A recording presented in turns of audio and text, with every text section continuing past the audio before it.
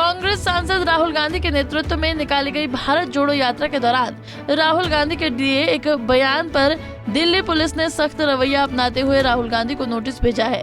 राहुल गांधी ने भारत जोड़ो यात्रा के दौरान श्रीनगर में इस बात का जिक्र किया था कि यात्रा के समय उनसे कई महिलाएं मिली थी जिन्होंने उनको ये बताया था कि उनके साथ रेप हुआ है, जिस पर राहुल गांधी ने ये बात पुलिस को बताने के लिए कहा तो महिला ने ये कहा कि पुलिस को वो ये न बताएं, नहीं तो उनकी मुसीबत बढ़ जाएगी। कांग्रेस सांसद की भारत जोड़ो यात्रा के दौरान इसी टिप्पणी को लेकर दिल्ली पुलिस ने उनको एक नोटिस जारी किया है। दिल्ली पुलिस ने राहुल गांधी से उन पीड़ित महिलाओं की डिटेल मांगी है जिनको लेकर राहुल गांधी ने भारत जोड़ो यात्रा में बयान दिया था। दिल्ली पुलिस ने सोशल मीडिया का सहारा लेकर राहुल गांधी के पास एक प्रश्नावली भेजी है जिसमें उन्होंने ऐसे कई सवालों का जवाब कांग्रेस सांसद से मांगा है जिसमें उन्होंने महिलाओं के साथ यौन उत्पीड़न का जिक्र किया था। राहुल के सवालों से डरी हुई है सरकार। दिल्ली पुलिस की ओर से राहुल गांधी के भेजे गए नोटिस पर कांग्रेस पार्टी केंद्र की मोदी सरकार पर हमलावर बनी हुई है। कांग्रेस का कहना है कि सदन के बाहर और सदन के भीतर राहुल गांधी के सवालों से भारतीय जनता पार्टी घबराई हुई है, इसलिए वो भारत जोड़ो यात्रा के 45 दिनों बाद दिल्ली पुलिस ने नोटिस दिया है जिसमें उन महिलाओं की डिटेल मांगी गई है जो राहुल गांधी से खुद मिली और उसके साथ हुए उत्पीड़न के बारे में बात की।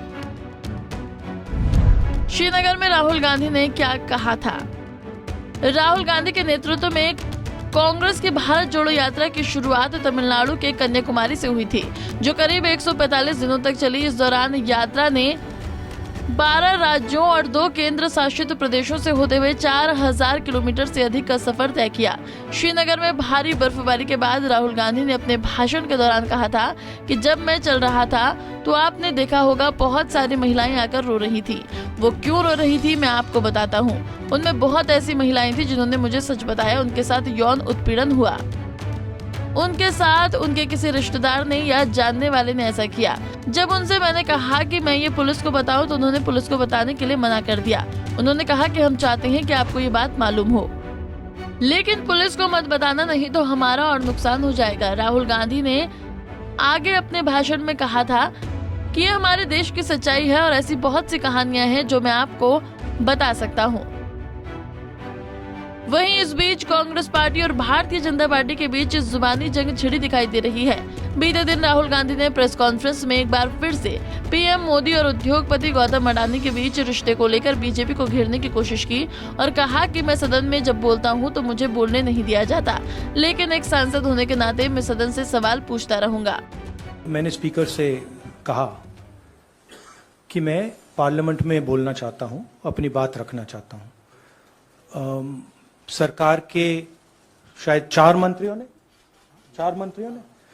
मंत्रियों ने मेरे ऊपर आरोप लगाया है, हाउस में आरोप लगाया है, तो मेरा हक है कि मुझे पार्लियामेंट हाउस में अपनी बात रखनी देनी चाहिए।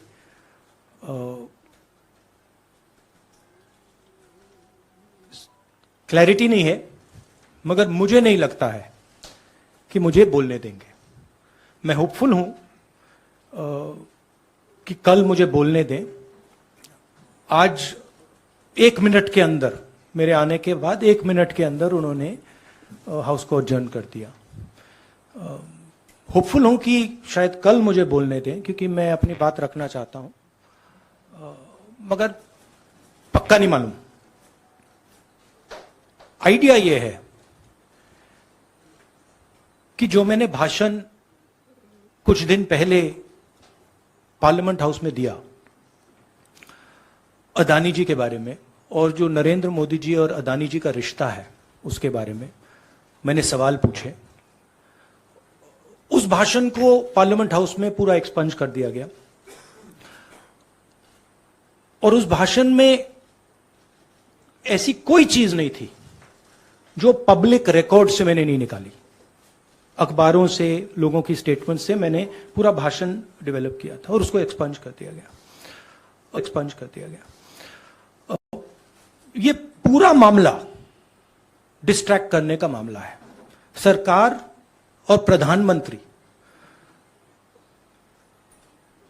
जो अदानी जी का मुद्दा है उससे डरे हुए हैं और इसीलिए उन्होंने ये पूरा तमाशा प्रिपेयर किया है और मुझे लगता है कि वो मुझे पार्लियामेंट हाउस में नहीं बोलने देंगे। क्योंकि जो मेन सवाल है वो अभी भी टेबल पे है।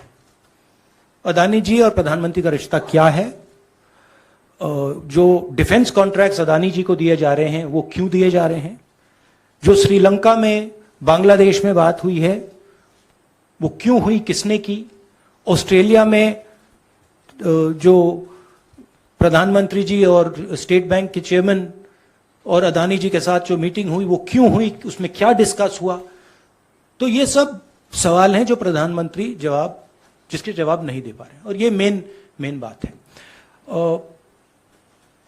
मैं एमपी हूं तो मेरी पहली रिस्पॉन्सिबिलिटी पार्लियामेंट में जवाब देने की है, और मैं चाहता हूं कि पार्लियामेंट में जवाब देने के बाद मैं आपके साथ डिटेल में डिस्कशन करूं, मगर उससे पहले मैं डिटेल में आपके साथ नहीं जाना चाहता हूं, क्योंकि वो एज एन एमपी वो हमारा प्लेटफॉर्म है। राहुल गांधी के प्रेस कॉन्फ्रेंस के तुरंत बाद भाजपा के वरिष्ठ नेता और पूर्व केंद्रीय मंत्री रविशंकर प्रसाद ने राहुल गांधी के कैम्ब्रिज यूनिवर्सिटी में दिए भाषण पर कांग्रेस पार्टी को घेरा और राहुल गांधी से सदन से माफी मांगने की मांग की। भाजपा के राष्ट्रीय अध्यक्ष जेपी नड्डा ने भी आज राहुल गांधी पर हमलावर होते हुए कहा कि प्रधानमंत्री मोदी के नेतृत्व में भारत आज दुनिया की 5वीं सबसे बड़ी अर्थव्यवस्था वाला देश बन गया है। G20 की बैठक भारत में हो रही है, लेकिन राहुल गांधी विदेशी धरती पर जाकर देश और संसद का अपमान कर रहे हैं। इससे शर्मनाक और क्या हो सकता है? एक और आज भारत जहां प्रधानमंत्री मोदी जी के नेतृत्व में दुनिया की 5वीं सबसे बड़ी आर्थिक महाशक्ति बन रही है, वहीं जहां G20 की बैठक आज भारत में हो रही है, वहीं दूसरी ओर राहुल गांधी विदेशी धरती पर देश का अपमान कर रहे हैं, सदन का अपमान कर रहे हैं, देश की पूर्ण बहुमत से चुनी हुई सरकार का अपमान कर रहे हैं और देश के 130 करोड़ जनता का अपमान कर रहे हैं। ये देशद्रोहियों के हाथों को मजबूत करना नहीं है तो और क्या है? राहुल गांधी जी, आपने विदेश की धरती पर कहा कि भारत में लोकतंत्र खत्म हो गया है और यूरोप और अमेरिका इसमें दखल देना चाहिए। इससे शर्मनाक बात क्या हो सकती है? किसी दूसरे देश से भारत के आंतरिक मामलों में दखल देने की मांग करना भारत की संप्रभुता पर हमला है। मैं राहुल गांधी से जानना चाहता हूं कि यूरोप और अमेरिका को भारत के आंतरिक मामलों में दखल देने के लिए उकसाने के पीछे उनकी मंशा क्या है? विदेशी षड्यंत्रकारियों से मिलीभगत करके आप भारत की आर्थिक घेरेबंदी और सामरिक घेरेबंदी करवाने का प्रयास कर रहे हैं। स्वतंत्र भारत के इतिहास में विषम से विषम स्थिति में भी आज तक देश किसी भी बड़े नेता ने विदेश में जाकर के विदेशी ताकतों से भारत सरकार के खिलाफ कार्रवाई करने की आह्वान नहीं किया है। राहुल जी, आपको यह कृत्य स्वतंत्र भारत के इतिहास का सबसे गंभीर मामला है। इससे जनता को भारी आक्रोश है, जनप्रतिनिधियों में भी आक्रोश दिख रहा है। हर राष्ट्रभक्त सांसद इस समय अंदर से आहत है। राहुल गांधी, आपको देश के खिलाफ इस पाप के लिए देश की जनता से माफी मांगनी ही होगी।